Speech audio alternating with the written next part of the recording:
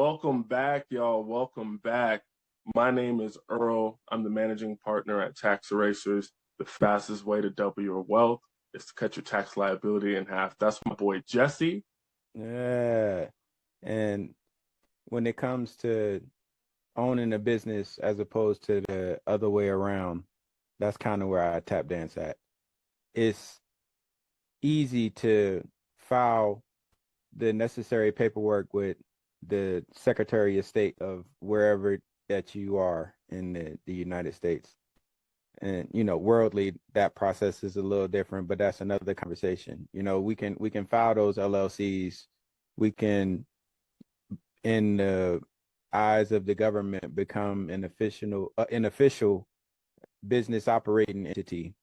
However, turning that into a wealth generating asset that continues to amass market value that has the ability to be converted into liquidity. That's kind of where I tap down. Ain't no kind of, what am I talking about? Words You know, matter. kind of, and he's saying it in Yeah. such a humble manner where he scales multi-million dollar companies. And for people who aren't there, he helps you get there with data-based strategies and is dealing with information on the not right now, but the right now. I do So gotta add a component and just a small adjustment in there, just because words matter and they really are powerful. And as much as I've spoken about some of the disagreements that I've had with the contract that I'm on, the gems that I get that get picked up from it, are the the gems. Um, damn, I missed. I lost my fucking point. I was gonna, because you said, we're talking about scaling multi-million dollar businesses. yeah. No, it is an important point, but it completely missed me as I was setting it up. I lost it as I was setting it up. Well, it's all good. We can bang out the disclaimer and we can get into that. So as you can tell, we have a lot of actionable information here. We're giving you straight meat and potatoes, no fugazi, never be lazy. So guys, we always encourage you to work with licensed professionals, bonded in nature if need be. You want to work with people with a long track record of success. Always, always, always do your own research, because as you learn more, each one, reach one, teach one, because that's how we learn and grow as a community. 1000%. And what that was, it was the helping piece, because you mentioned how I help folks, and that's something that I really had to process for myself as I heard it articulated. It's like, I'm not here to help nobody when it comes to this craft that I've adapted and adopted. I've adapted myself to, and I've adopted as a piece of my purpose here in life. I'm not here to help nobody do nothing relative to that, but I will help those that are in the space to help themselves to do that. But they have to be, the analogy that I heard that resonated with me deeply is, when we talk about this journey of transformation that happens in my clients' businesses, I'm not here to push you up the hill. I'm not here to pull you up the hill. What I am here to do is to walk alongside you to the greatness that's due to all of us, that understand that business is a special opportunity to truly build freedom.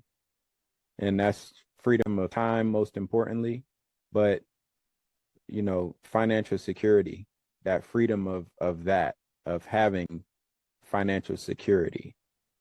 All of absolutely essential. But I can't I couldn't let that piece slide by without putting a little spin on it, as far as, because I'm not it took me a long time. I fought to have the confidence to say that. I fought for that to truly be how my spirit is set up now. There was a time that I didn't have that. You know what I mean? Like I had to go through my own entrepreneurial evolutions. I'm not here to help nobody, because that old adage of, you can lead the horse to the water and you can't make him drink is a real thing. And there isn't a more stubborn population of people on earth than American entrepreneurs. And that's the pool of folks that I deal with on a daily basis. So, 100%, man.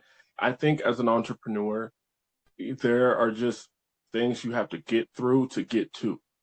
So there's no way to just hop to the next destination. You got to go through that brick wall. You got to bleed a little bit. get And through to get to. I love that. oh, thank you, brother.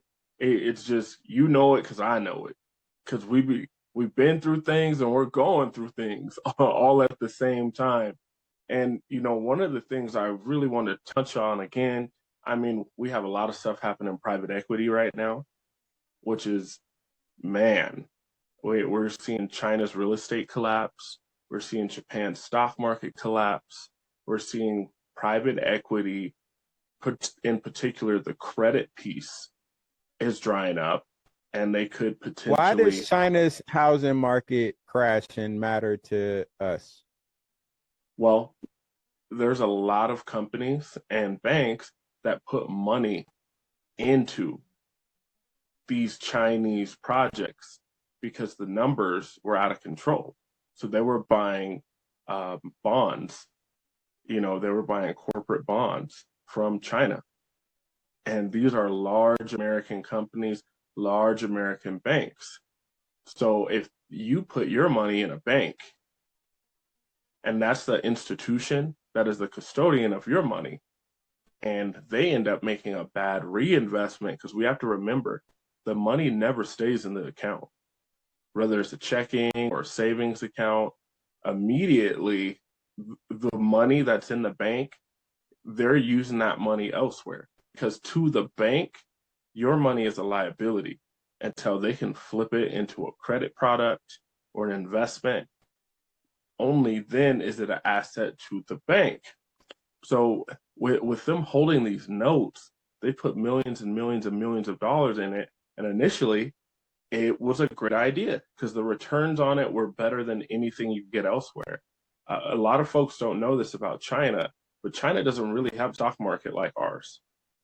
So they can't just put money in their version of the S&P 500 because it doesn't exist. They don't have a conglomerate of companies that consistently perform in a way and a board to handle those. So what the average citizen does is put their money in commercial real estate. And that sounds like a great idea, and it can be. It depends on what type of real estate it is. So these are apartment buildings. And initially, the citizens are putting their money there. So this is, instead of having a 401k, 403b, they're putting their money into these funds, and then the apartments get erected, people go live in the apartments, there's a little bit of a return on capital, and you just keep investing. This was going great until, I don't know, they might have studied the Americans a little too hard. They did essentially with what we did with mortgages and credit swaps, where we just kept stacking other synthetic assets on top of it and on top of that. So the analogy would be, if Jesse and I had a bet on who could do the most push-ups, and then someone comes over and they bet $50 on it. And then someone comes over and bets $50 on that person's $50 bet. And it's just building and building and building. That's what they did with their real estate market. They would take building A that was completed, take a loan against it to build building B. And then when they got 1/10 of building B built, they took a loan against building B as if it was already created to start building building C. So there are these gigantic buildings almost finished that are, proverbial graveyards. So it's crashed completely. Right. They It's had coming whole down. cities, bruh, like ghost Yeah, cities yeah. So that look magnificent. Like when you look at them, it looks absolutely magnificent. It's interesting because the whole housing conversation is a real one.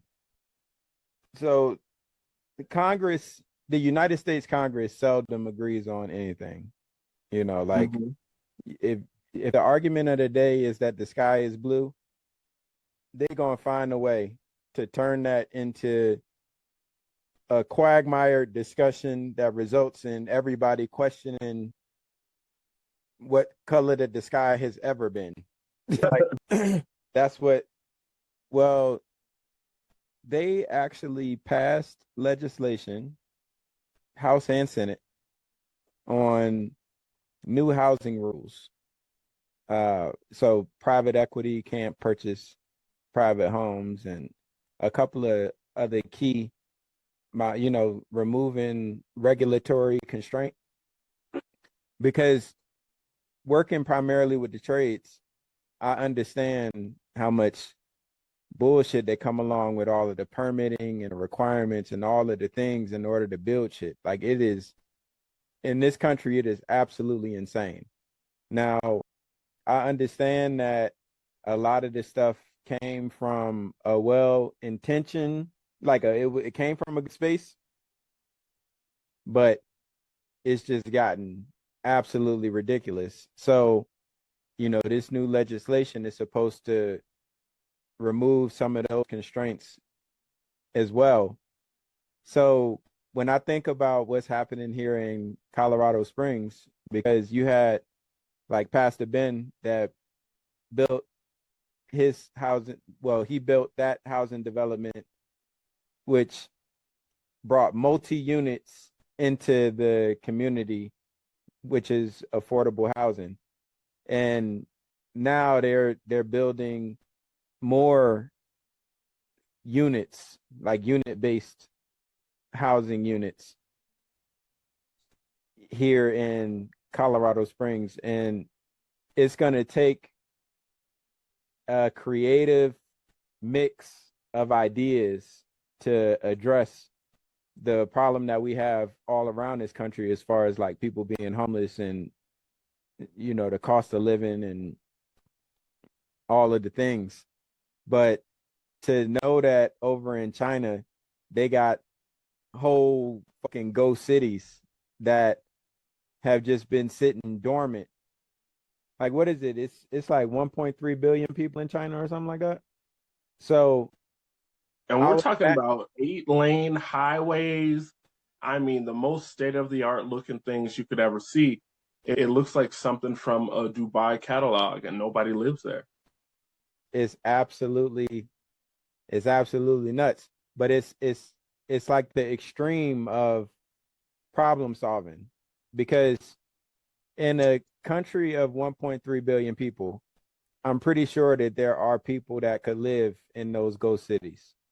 But there are other political and non-human based priorities that prevent that type of stuff from those types of connections from happening, which results in these ghost cities that results in impact to the global economy. Because when the United States committed itself to the global economy, we took all that comes along with it, all of the challenges that comes along with that. And one of those things being when the housing market in China is not doing well, that has an effect on the global economy. And we feel that in different ways. So as we watch our housing issue get worked out, to understand how, it's great for our situation to be getting better, well, to hopefully get better with this new law that got passed, which a piece of that was the president didn't even sign it. He said if because it They passed. don't pass the SAVE Act, then this affordable housing bill will not get passed because true Americans want the SAVE Act. It had so much like resounding support within the House and the Senate that it was veto proof, and it's nothing that the president could do to stop it. He could delay it, which is what he did. So he didn't sign it in order to delay it. So it's interesting because I've really been on a leadership development like that's like my shtick. You know what I mean? As I've wrapped up this project, that first project, like leadership development was at the core of it, and that's ultimately what's at the core of all of the business endeavors that I'm coaching and advising on. So this guy that has said he doesn't care if the American people are not in a if they don't feel financial security. Like none of that Right. matters. As long as this adversarial opponent is not able to amass nuclear weapons, like that's the top priority, which we'll watch how history plays out relative to that topic on if Iran ultimately ends up with nuclear weapons, which I don't see how they don't after everything that has happened. But that's another topic. But on the topic of like leadership itself, the war is the top. So we don't care about your financial piece. And then I'm not going to sign this law to with that has the intention and the bipartisan support to reduce the cost of housing and to really address a major issue that has impacted millions of Americans. Not going to sign it. For it to, in the dark of night, become law on a technicality, because since it was it was veto proof support on it, it made it into law without the president ever signing it. Fucking crazy, bruh. I know, man. I didn't see that one coming. We're both optimists and we're both realists.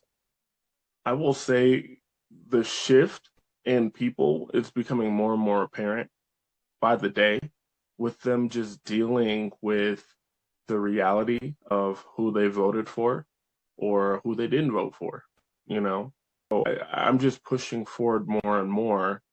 Almost every conversation I've had in the past 2 weeks, and I've ended it with, let's normalize solving problems without the government. And I'm just doing my little piece and, hoping other people echo that wave.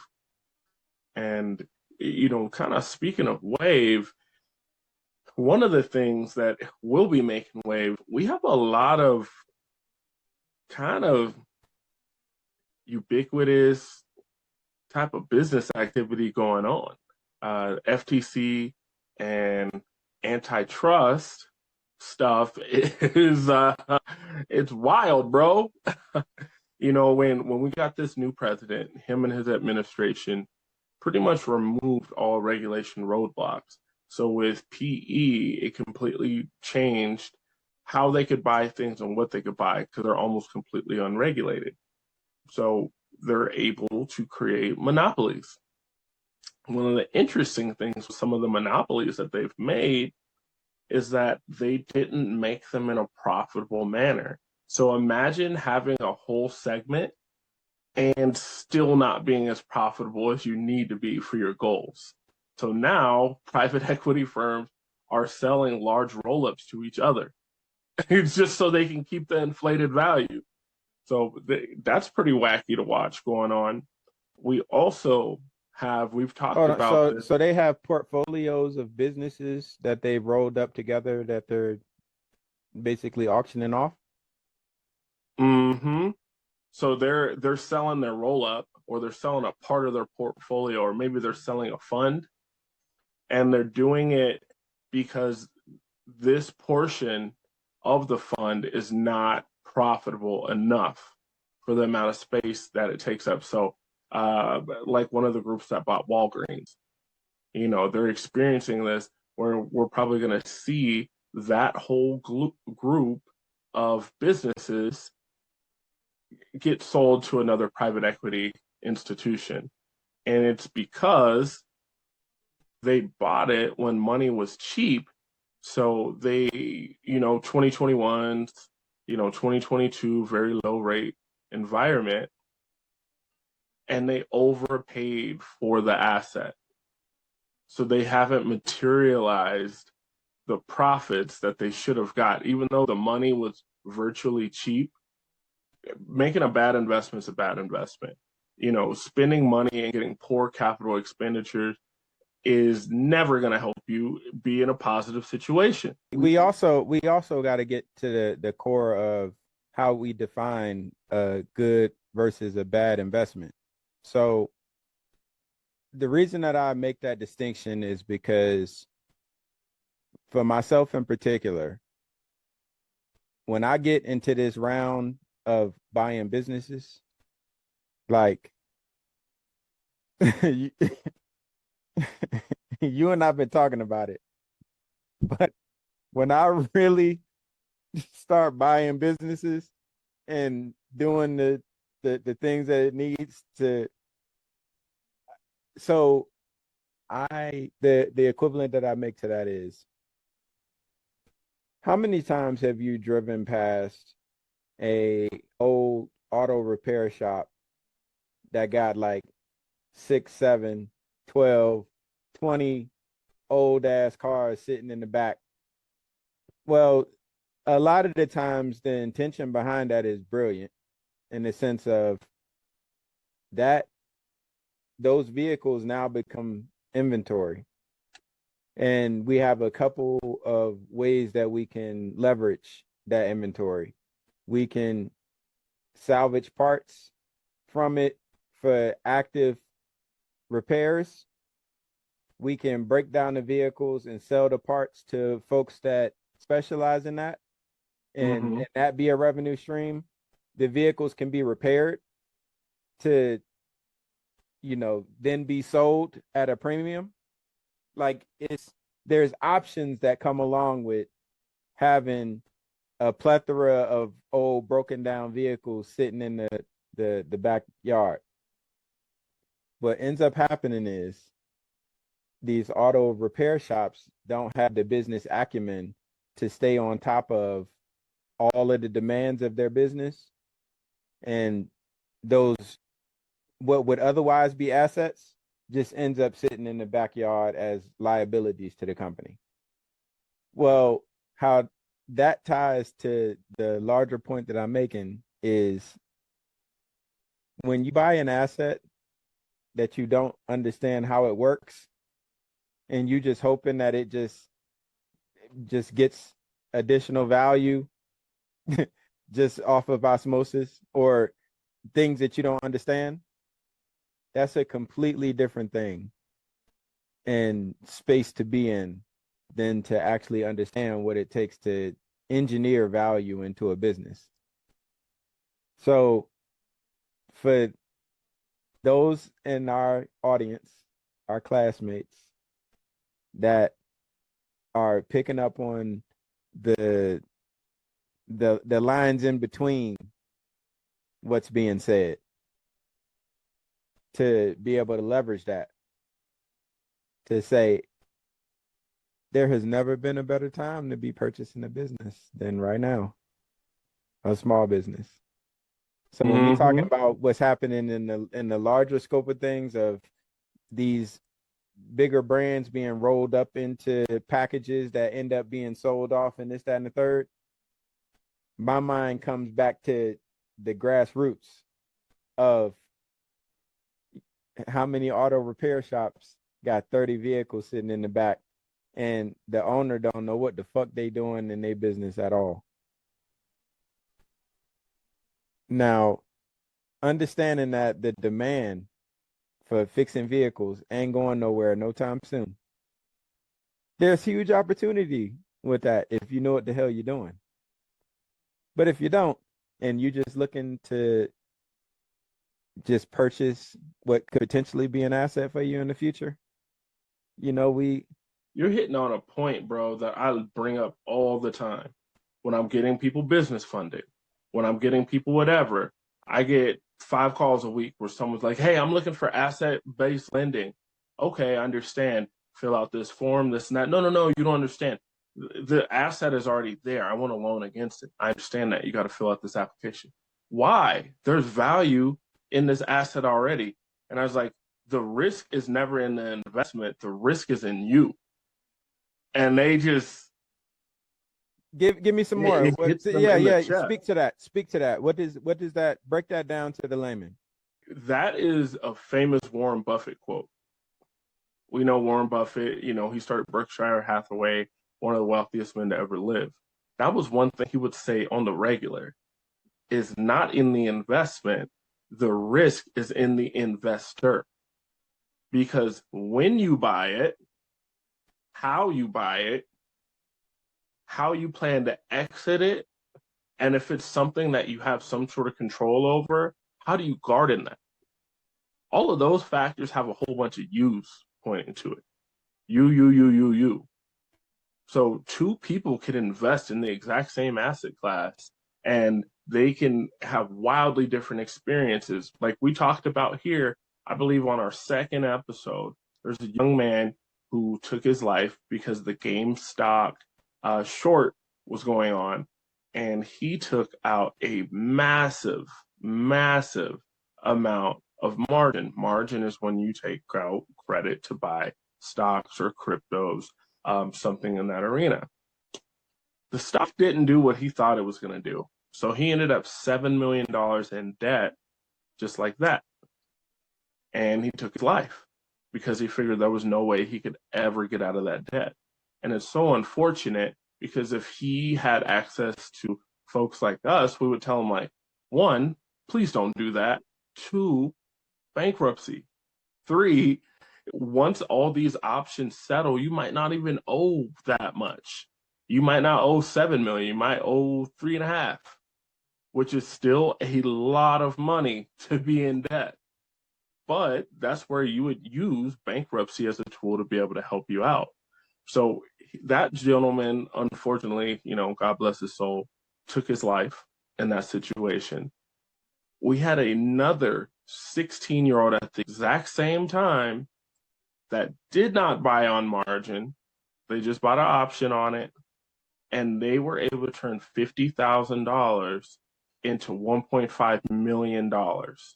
Same asset, probably purchased around the same time, just bought with a different mindset. Anytime we're looking to get assets, y'all, the profit has to already be baked in before you get involved, especially when we're talking about buying businesses. Now, I know with the skills that Jesse has, he could find a unique opportunity where he's like, this business is not profitable right now, but I know they're not profitable because X and Y. And those are two things that I can change in a simple manner and it would make this business profitable. But since it isn't, that business is on sale for Jesse. That means instead of paying 1.3 million or 2 million, he might pay $300,000 to get this business, change the two things, and now he is controlling or owning, depending on how he purchases it, a $2 million business. And he's already got the plan to exit before he enters, because that's what the pros do. You got to know how to get out before you get in.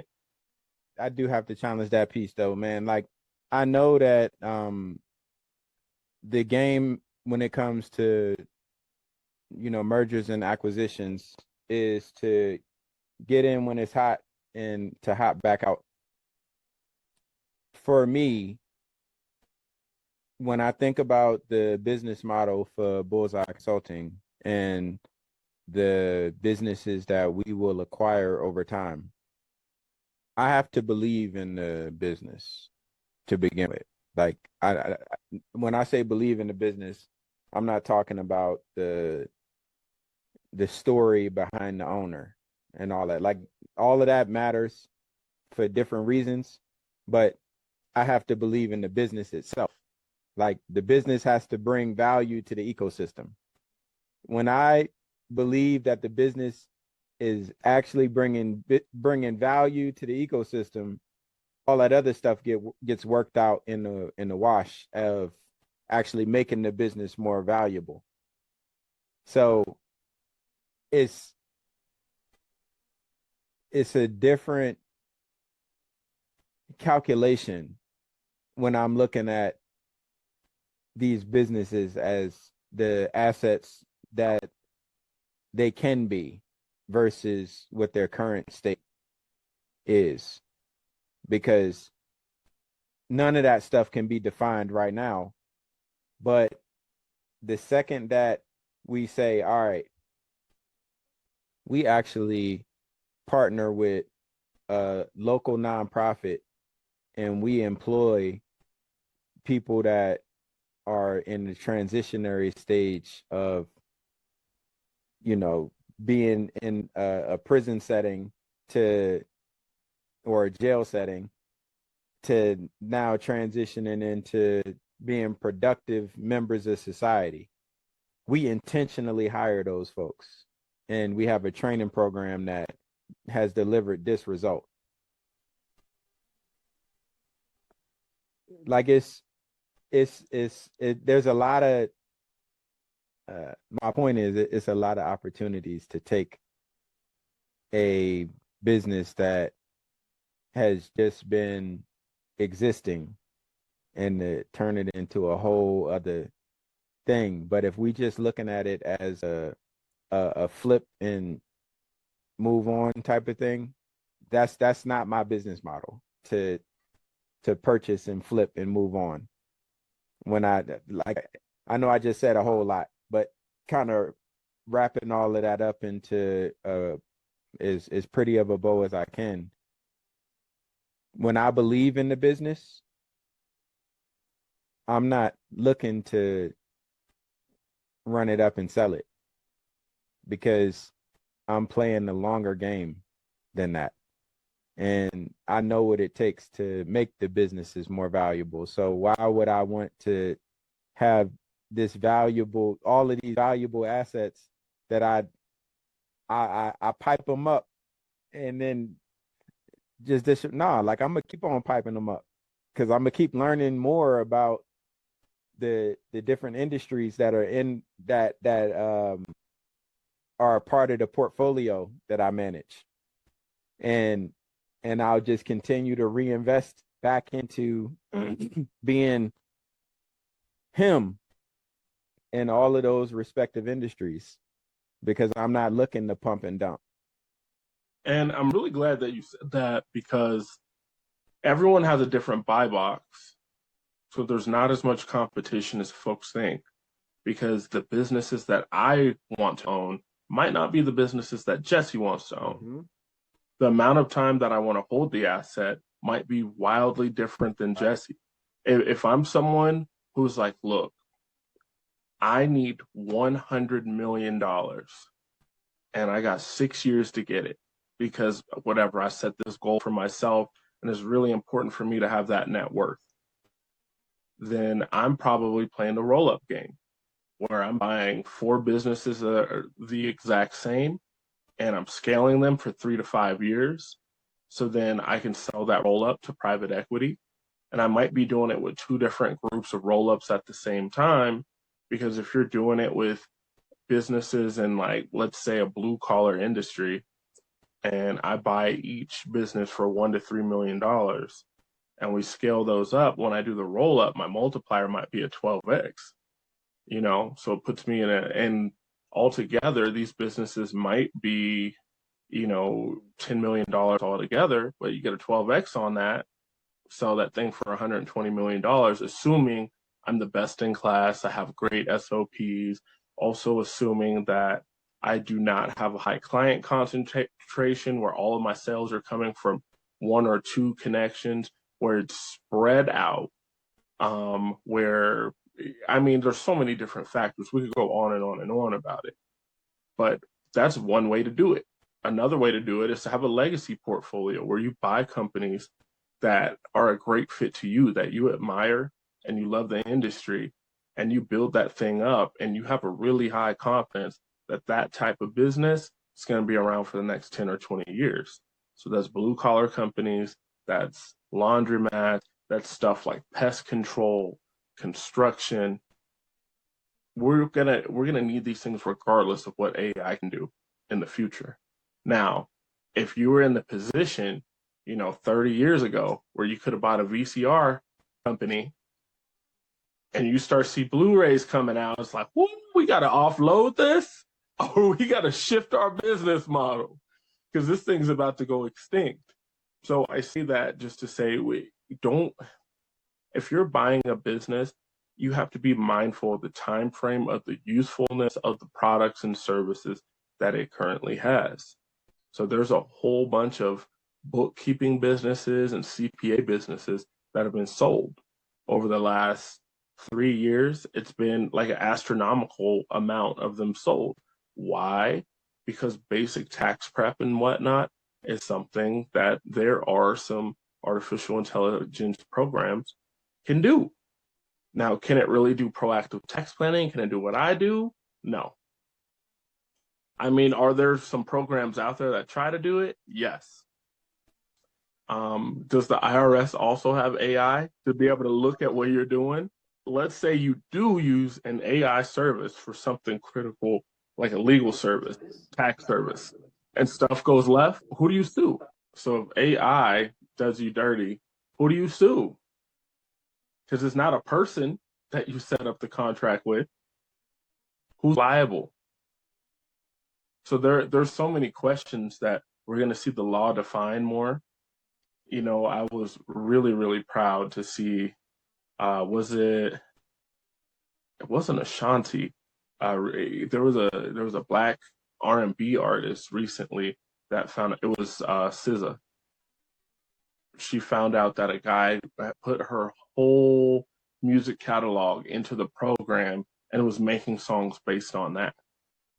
And she hit him with the cease and desist, and which he did because she could have sued him for everything because he's making profit off of her genius.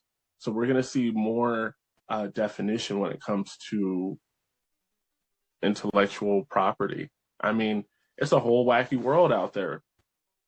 And do you have something queued up that you wanted to play? Yeah, this fucking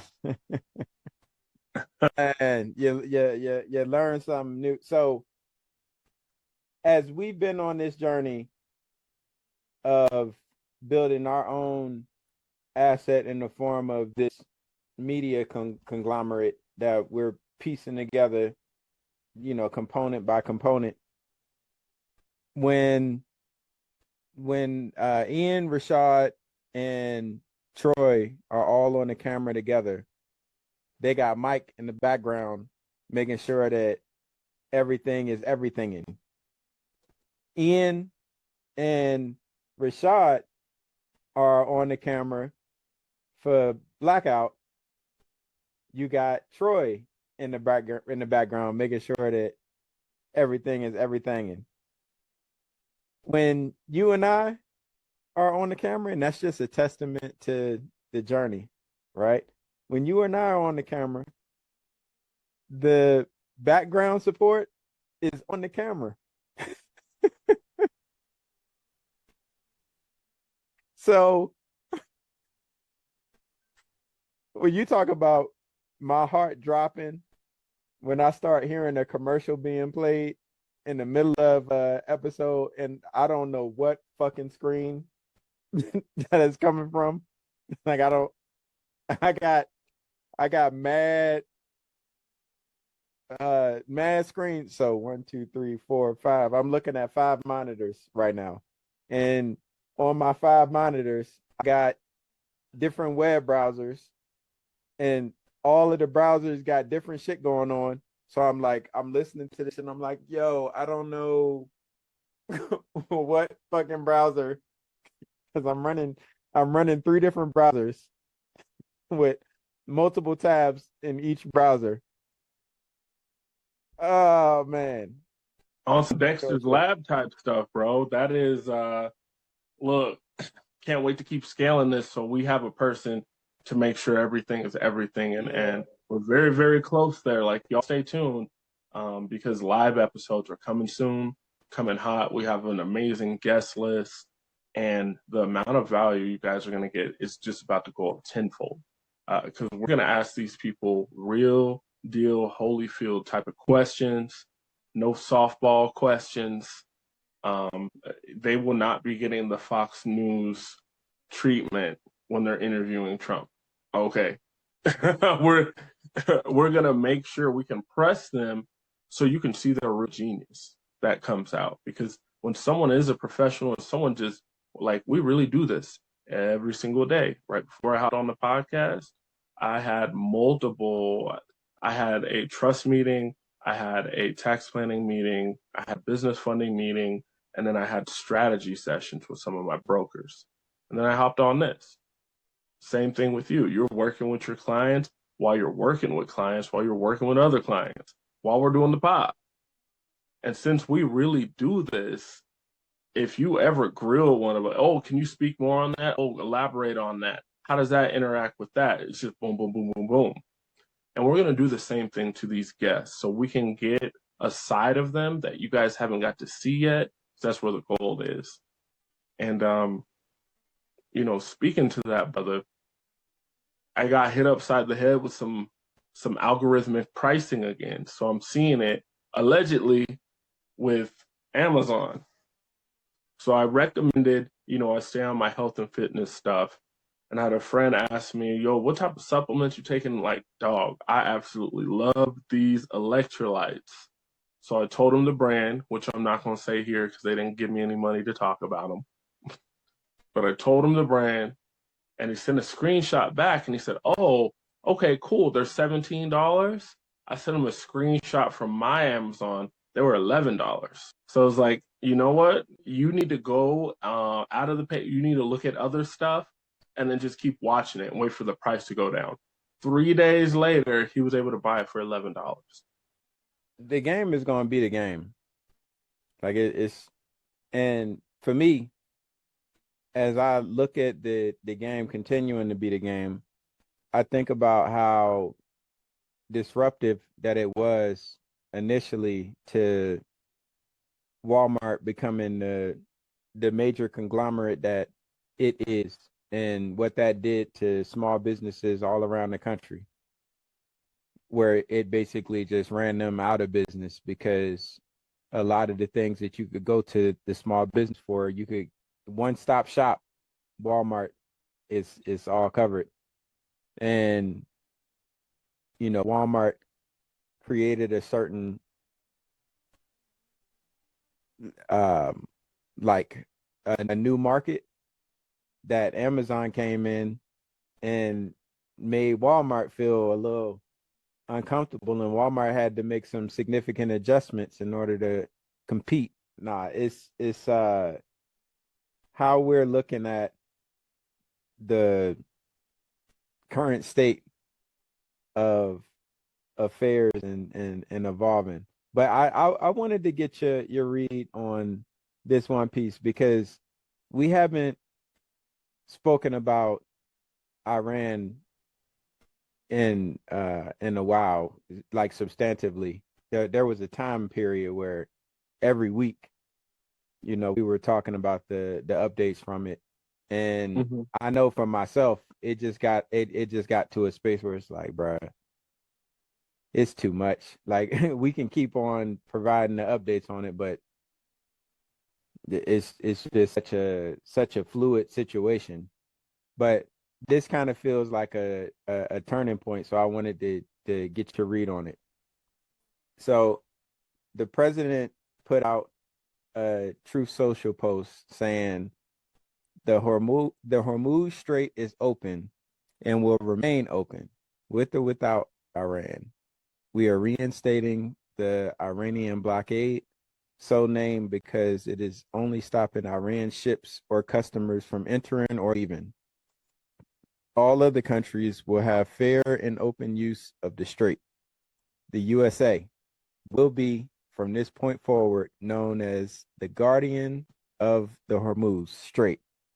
but as such, and as a matter of fairness, will be reimbursed at a rate of 20% on all cargo shipped for any and all costs necessary to do the job of providing safety and security to this very volatile section of the world. The process and formation will begin immediately. Thank you for your attention to this matter. President DJT. My initial thoughts are some people just don't know how to take a win. They don't. They just don't. Where was the win? The reopening of the strait. So our the problem with these negotiations from the beginning is that they were never really founded in like an intention of legitimate outcomes. It was more so like public relations. So Iran has to make sure that the story sounds good to the Iranian people, and in the US had to make the story sound good to the US public. Both narratives not necessarily aligned with the reality at stake. So the way that the Iranians have defined the strait being opened or closed versus how the United States has defined how the strait is opened or closed have been two different conversations. And there's been nothing to reconcile that outside of on ships and subsequent responses from the United States. It's like there was never a clear, this is how we define the strait being open. This is how we define the strait being closed. Agreement between Iran and the United States. So since that has never been like implicitly, specifically agreed to, and my mind goes to this because I operate in the gray space. In business, everything is black and white, and that black and white equates to numbers kind of aligning with agreements that are mutually beneficial between different parties and different factions. I think when we look at this situation, what I'm calling a win is a situation where he put himself in a situation that our country never should have been in the first place. That's a fact. We had every term that he's asking for. We already had that, and with a better criteria on each ask. So we never should have ended up in this situation. But being able to pull resources back, not allow our market to crash, not allowing our farming ecosystem to crash, like I call that a win. Is it a small win? Yeah, it's like when you're in third grade and you first start learning your W's. It's a small win. And to your point, there is no specificity. And that's what makes all of this just seem like it's, grandstanding. It's just ego strokes and tweets. The infrastructure Does that needed. feel like a small win when those things were already the status quo prior to any of this? We can agree to disagree on it, but I would call that a small win. So I was looking at fertilizer, bro, and looking at the effect farming was about to have on everything, along with the fuel price. If gasoline had hit $7 per gallon in Colorado, and it hits $14 per gallon in California and in New York, we're looking at a very, very different world. Do you think that it's possible for us to hit those numbers? If the strait stayed completely closed and Iran stopped shipping out fertilizer, 100%. It was already going that way where, I paid $5 per gallon at one point in time.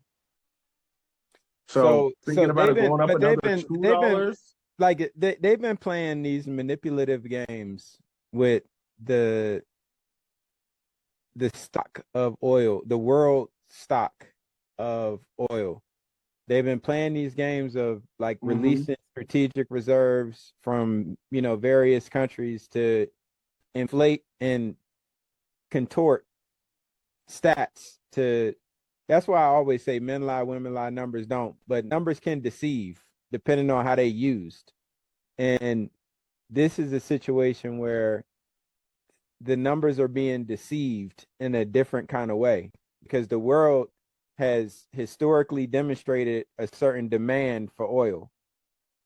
And the production of oil has not met the demand for oil in quite a while.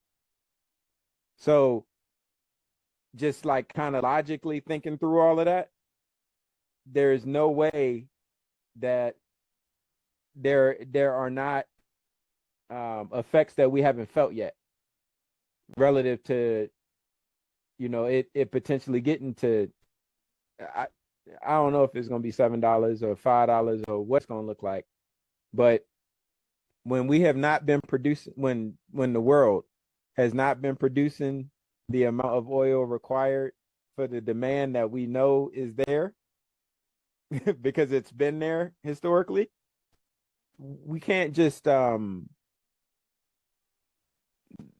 like like like out of thin air produce oil. It hasn't been produced. As we're talking about the strategic reserves drying up, none of that is legit. The prices that we're looking at right now at the pump, they're not is not legit. It's not taking into account the whole story. But the whole story doesn't matter because a lot of people aren't paying attention anyway. Like we just paying attention to when you go to the gas pump, it's not $7 right now. No, you hitting the nail right on the head. And as we've talked about a few times on this show, oil is traded in futures for a reason because there's so much volatility to it. And depending on the speed in which oil can be drilled, packaged, delivered, and or stored, and the price of the storage, all of that affects the cost of oil at the end of the day. So we've had plenty of times where, these large distributors of oil have decided, you know what? We are going to push the price way down so we can get this other competitor out and we can make the oil cartel even tighter.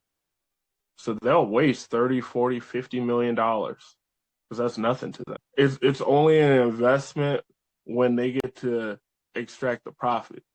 But they do You see know, the profit. So by suppressing the opportunity for competition, and then for them also $50 million is like less than $1 to you and I right? for these large companies. But Investment, right? I just think back to 2021, bro, where these guys start drilling at a 10x rate of what they're normally doing, and that is because oil futures were like negative $58 a barrel, so that they can keep the price up. But they allowed, a major player to get run out of the game, and then they gain more market share.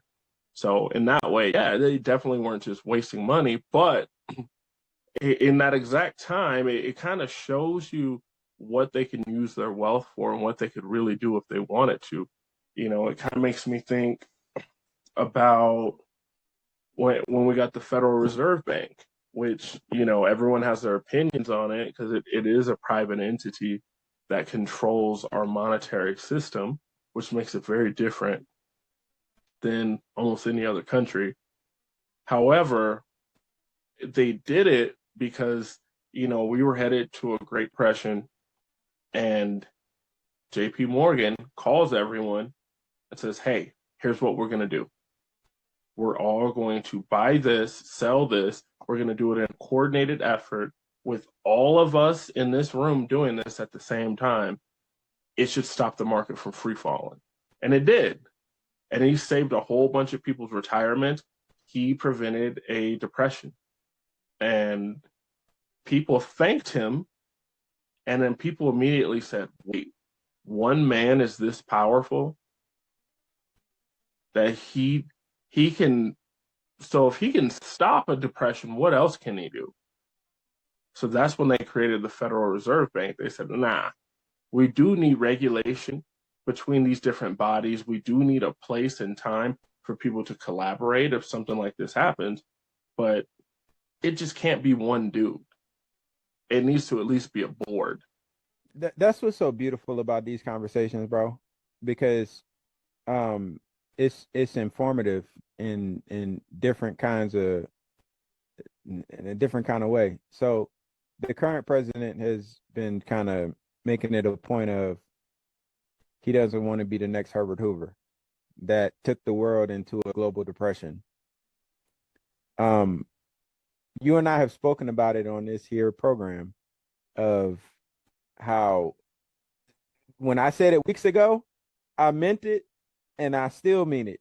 I don't know how we avoid a global depression. Like I don't we can call it something else the same way that we've not been defining recessions here in the United States.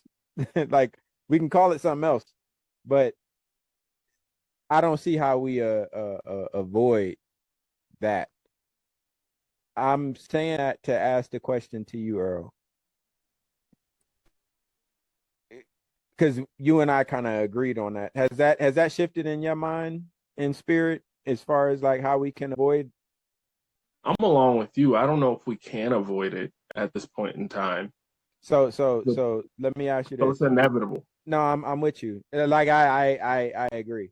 So when we actually are,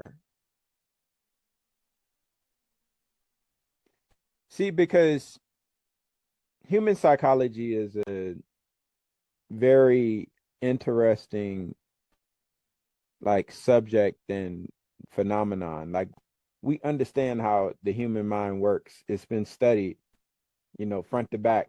However, people are going to do what people are going to do.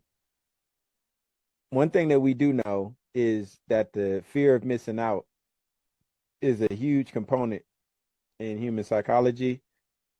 We also know what's in it for me, that whiffing factor are huge components in human psychology. For you and I to see what's ahead of us, what are the things that people will regret that they have not taken action on when that time does inevitably come, that we are in a global depression? The first thing is that there's this book that's called it's the name kind of cracks me up. Harvey McKay, he's a billionaire. He wrote like Swim with Sharks, and then he also wrote a book called Never Buy Clothes from the Naked Salesman.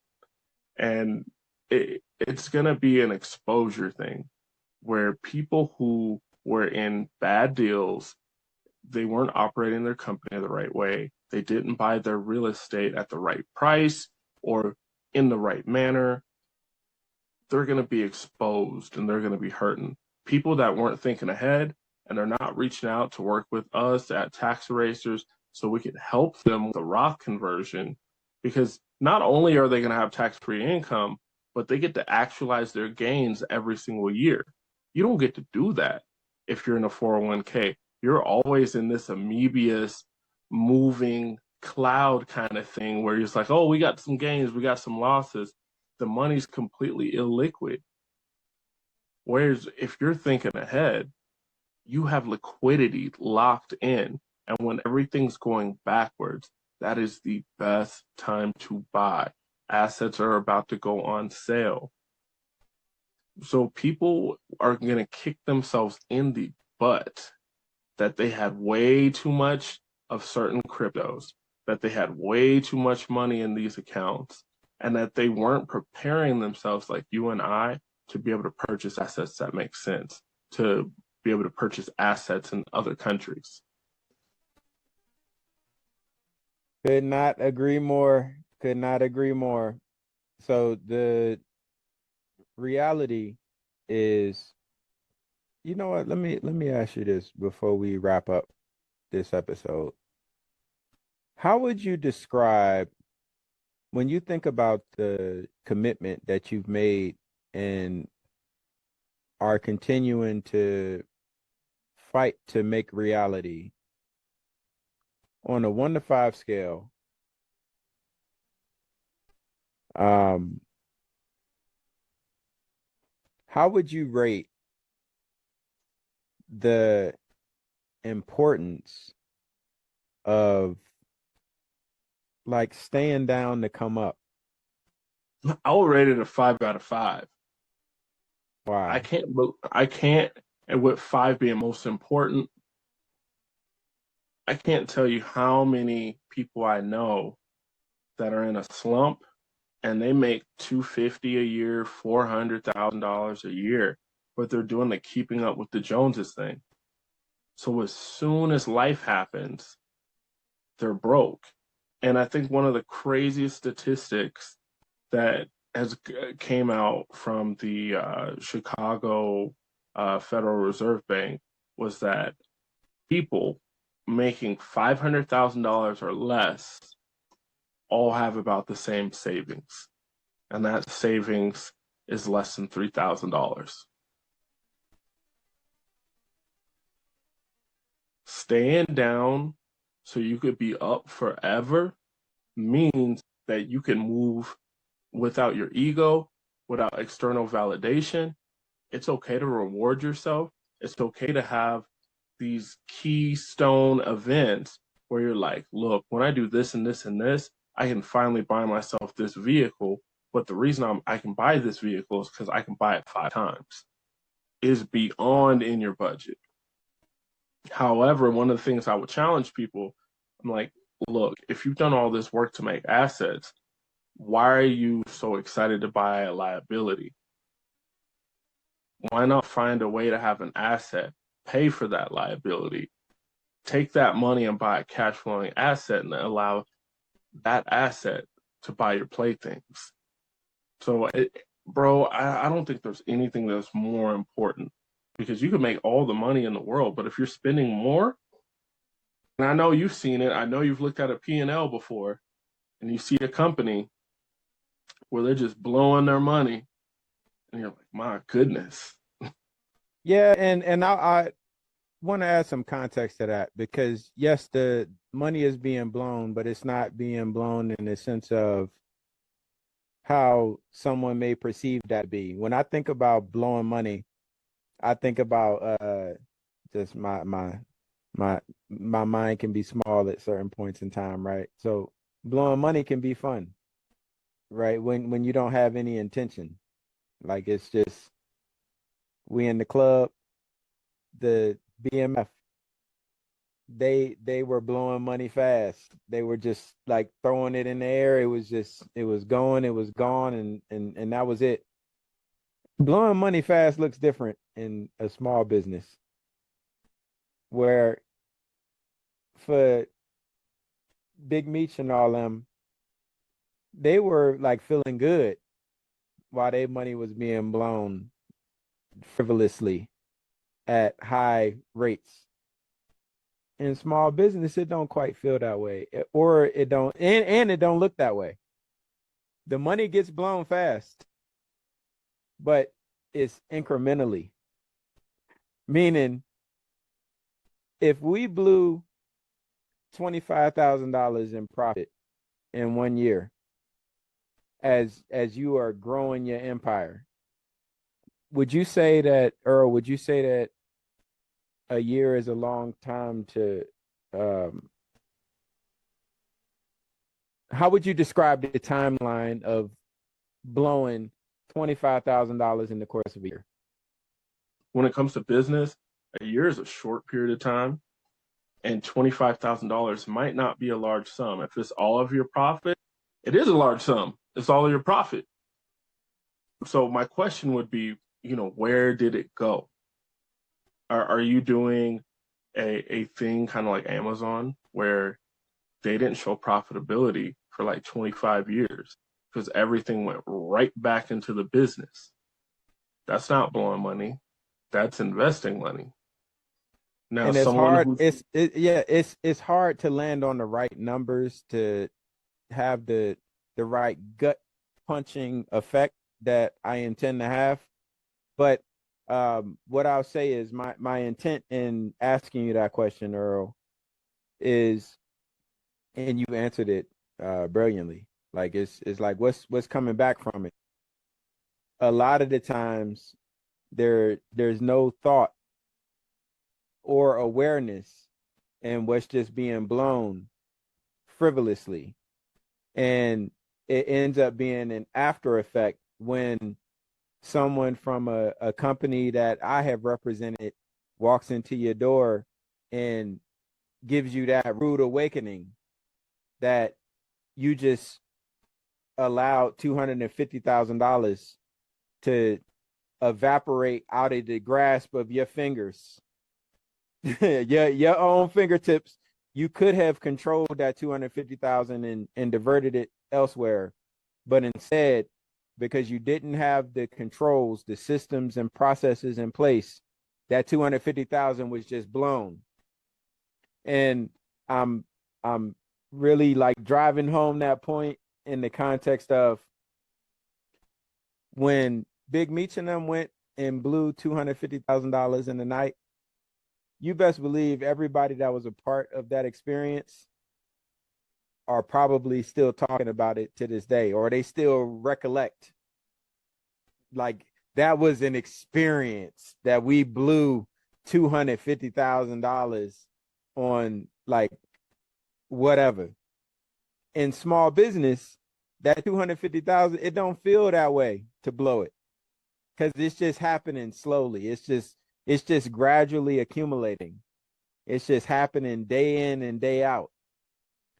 And again, when you find somebody that somebody walks into your front door from an office that I've consulted for, and they tell you, let me show you, let me not tell you, let me show you the $250,000 that you just blew last year, not even recognizing because you didn't have the right framework in place. Like that's the shit that we need to be thinking about right now. Are we blowing money fast and not enjoying the glitz and glamour of it? Because we don't even know it's happening. We don't even know it's happening.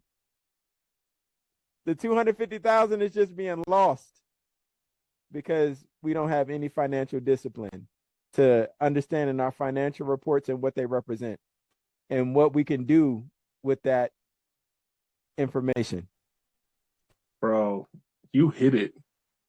You hit the nail right on the head. That's powerful. So the beauty of what we do every week here on this here program is that we're able to have conversations about shit that is like, it's not work to me. I know it's not work to you, but it is generation shifting for the people that you and I both collectively care about. And that's what this is about. Every single week is another contribution to the cachet. And we don't take the opportunity for granted at any point in time. And we also acknowledge, respect, and appreciate that you could be anywhere else in the world, but you're here with us. And we appreciate that. It's been my man Earl. My guy Jesse. And it's the Asset Class. Thank you for listening.